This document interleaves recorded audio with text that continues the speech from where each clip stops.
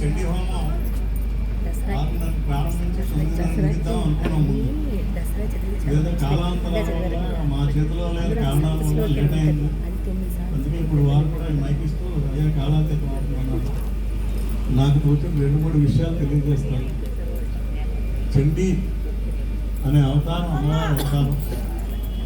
అమ్మవారి అవతారంలో రౌద్రం అంటే రుద్రం ధరించిన దేవత. చండీ హోమం అన్నది కామ్య హోమం. నిగమాల్లో కానీ ఆగమాల్లో కానీ ఆపస్తంభ సూత్రాల్లో కానీ చండీ హోమం లేదండి. నిగమం అంటే వేదం, ఆగమం అంటే మీరు ఏదైతే ఆలయాలు వాటి కోసం చేస్తారో దాన్ని ఆగమం అంటారు. అందుకే నిగమాంత వర్ణిత మహా మనోహర వర్ణిత రూప అని చెబుతారు. నిగమాంతర అంటే నిగమం అంటే వేదం, నిగమాంతరం అంటే నిగమానికి చివరి ఉండేది వేదాంతం ఉపనిషత్తులు అని చెబుతారు. వీటికి అతీతమైన వాడు ఆ పరమాత్మ అని చెబుతారు. ప్రస్తుతం ఇక్కడ దేవీ స్వరూపంగా అమ్మవారిని ఏదైతే మనం పూజిస్తున్నామో అది మనం చూసిన దుర్గా అమ్మవారి అవతారాల్లో ఒక అవతారం. వారు చెప్పినట్టు చండీ హోమం చేయడానికి నవార్ణవ మంత్రం ఇనిషియేషన్ తీసుకొని ఉండాలి, అంటే ఉపదేశం తీసుకొని ఉండాలి. నవార్ణవ మంత్రం ఉపదేశం అంటే ఇనిషియేషన్ తీసుకుంటే మీరు నవార్ణవ మంత్రం పఠిస్తూ ఉంటే మీ దృక్పథం మారుతూ ఉంటుంది. మీరు బీజాక్షరాలు ఈ పేర్లు వినుంటారు. అందులోని మీరు గమనిస్తే పంచదశి, నెక్స్ట్ ఏమో షోడశి అని మంత్రాలు ఉన్నాయి. ఈ మంత్రాలు మనం ఎవరు పడితే వాళ్ళు అలా వాడడానికి వీలు లేదని శాస్త్రం చెబుతుంది. గురువుగారి దగ్గర ఎందుకు తీసుకోవాలి? మొన్న ఏమైందంటే మా ఆఫీసులో కూర్చోబడిగా మా తొలి గురించి అడిగాడు, ఏమంటే ఈ మంత్రాలు అవి మీరు నమ్ముతారా అని.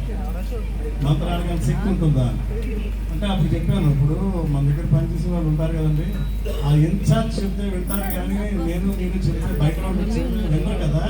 మన మాటకే అంత వినిపించి మనుషులు పనిచేసినప్పుడు ఎందుకు మంత్రానికి శక్తి ఉండదు? ఎవరైనా మనిషిని ఒక మాట అని చూడండి, వాడు మనకి దూకిపోతాడు. సో మాటకి మంత్రానికి అంత శక్తి ఉంటుందండి. దానికి కొంత అధికారి ఉంటాడు, అందువల్ల ఇనిషియేషన్ అవసరం అని చెప్పానండి. అలాగే ఈ బీజాక్షరాలు ఏవైతే ఉన్నాయో ఓం శ్రీం హైం అని ఉన్నాయి సకల అలా మొత్తం, అంటే ఇప్పుడు నేను 16 అక్షరాలు చెప్పదలుచుకోలేదు. ఆ అక్షరాలు ఏవైతే ఉన్నాయో ఒక్కొక్క అక్షరానికి ఒక పుస్తకం రాశారు. లలితా త్రిశతి అని, లలితా సహస్రనామం అని రాశారు. మన తెలుగువారి గురించి ఒక నిమిషం చెప్పాలండి. తెలుగువారికి ఎంత గొప్పవారంటే లలితా సహస్రనామానికి భాష్యం రాసిన ఆయన పేరు భాస్కర్ రాయల వారు, ఆయన తెలుగు ఆయన. అందుకని మీరు లలితా సహస్రనామ పుస్తకాలు కామెంటరీ చదవదలుచుకుంటే సౌభాగ్య భాస్కరం అని దొరుకుతుంది, 1500 పేజీల పుస్తకం.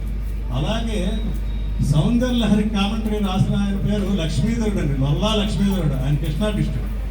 సో అంత గొప్ప తెలుగు వాళ్ళు మనం. ఆ తెలుగు వాళ్ళ పుట్టి అమ్మవారిని మనం ఇలాగ పూజ చేయడం చాలా మంచిది.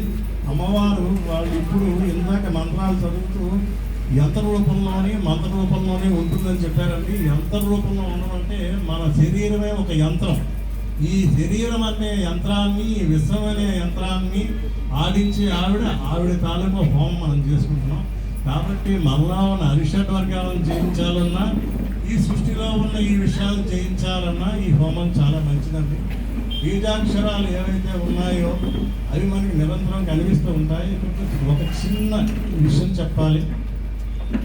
ఒక గాజులు అమ్మే అతను గాజులు అమ్ముకుంటూ వెళ్తుంటే ఒక చెరువు దగ్గర ఒక ఆవిడ కనిపించి, ఒక అమ్మాయి కనిపించి నాకు గాజులు వేయలేదు. అది మిట్ట మధ్యాహ్నం 1 గంటకి. అతను ఎవరు గాజులు కొంటలేదు.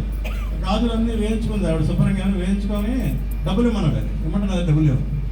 అదేంటండి వేసిన తర్వాత మీరు ఎలాగే అంటే నువ్వు ఫలానా ఆయన ఉంటాడు, వెళ్ళి అక్కడ డబ్బులు ఉంటాయి తీసుకుని. అలాగా అని వెళ్ళి తల్లి కొడితే లోపల భార్య భర్త ఉన్నారు. ఆయన వచ్చి ఏం కావాలంటే మీ అమ్మాయి గాజులు వేయించుకుంటే డబ్బులు ఉన్నారు.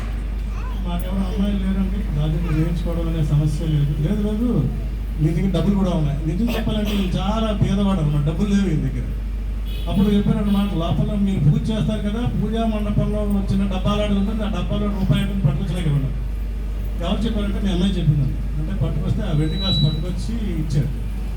ఇచ్చిన తర్వాత వెళ్ళిపోతుండగా ఆయన లైట్ వెలిగింది. ఎవరు నాకు నీకు కనిపించిన ఆవిడ ఇలాగా అనగానే వాళ్ళకి కనిపించింది ఏదో అమ్మవారిని. పరిగెట్టుకొని వెళ్ళారండి ఆ చెరువు ఒడ్డుకి. వెళ్ళేటప్పటికి ఆ చెరువు దగ్గర అమ్మవారు లేరు. లేకపోతే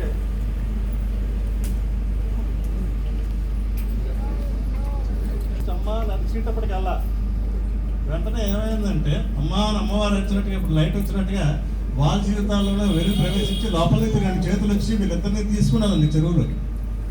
ఆ వేసిన గాజులు అమ్మవారికి ఈ గాజుల మలారం వేసిన ఆ గాజులు అండ్ ఈ పూజించిన వారు ఎవరైతే డబ్బు కావాలని పూజించిన వారు ఇద్దరు కలిపి అమ్మవారిలో లీనమయ్యారు. ఆ చెరువు మాయమే, అక్కడ ఒక అమ్మవారి ఆలయం వెలిసింది. ఇప్పటికే అమ్మవారి ఆలయాన్ని మనందరం దర్శించవచ్చు. ఇదండి అమ్మవారి గొప్పతనం. మనం బీజాక్షరాలను రోజు చూస్తూ ఉంటాం, మీరందరూ చూస్తూనే ఉంటారు ఈ బీజాక్షరాలని. దీన్నే పూల ఎదలలో పులకలు పొడిపించే భ్రమర రవం ఓంకారమా, సుప్రభాత వేదికపై శకపిక అధికల రవం శ్రీకారమా, పైరు పాపలకు జోలలు పాడే గాలుల సవ్వడి శ్రీకారమా, గిరుల శిరసులను జారే నదుల అలలాల జడి హైంకారమా హైంకారమా, ఆ బీజాక్షర జగతికి అర్పించే జ్యోతలివే, ప్రణతి ప్రణతి ప్రణతి ప్రణవనాద జగతికి ప్రణతి ప్రణతి ప్రణతి, ప్రథమ కళా సృష్టికి ప్రణతి ప్రణతి ప్రణతి, ప్రణవనాద జగతికి. ఈ ప్రణవం మనలో ఉంటుంది, మీ అందరిలో ఉంటుంది. ఆ హోమంలో అమ్మవారు చండీ రూపం ఎలా ఉంటుంది అంటే, ఇదే మైకు ఆవిడ త్రిశూలం అనుకోండి, ఆవిడ ఇలా నిలబడి ఈ త్రిశూలాన్ని ఇలా పట్టుకుంటుంది. ఆ రూపంలో ఆవిడ ఆహుతులు అంటుకుంటోందండి. నిజమైన మీ భక్తులందరూ వేసి ఆవిడకి వెళ్తున్నాయి. మీ కోరికలు తప్పకుండా తీరుతాయి. అవి మన కోరికలు. మనం ఏదైతే మన స్వార్థానికి కోరుకుని తర్వాత పరమార్థం మీద ప్రయాణిస్తూ కూడా ఇలాంటి హోమాలు చేస్తూ మనకి బీహెచ్కి ఎంతో మంచిదని కోరుకుంటూ నాకు ఈ అవకాశం ఇచ్చిన పూజారి గారికి, విన్న మీ అందరికీ నా కృతజ్ఞతలు. అమ్మవారికి మరొకసారి మీ అందరి మనసులో అమ్మవారి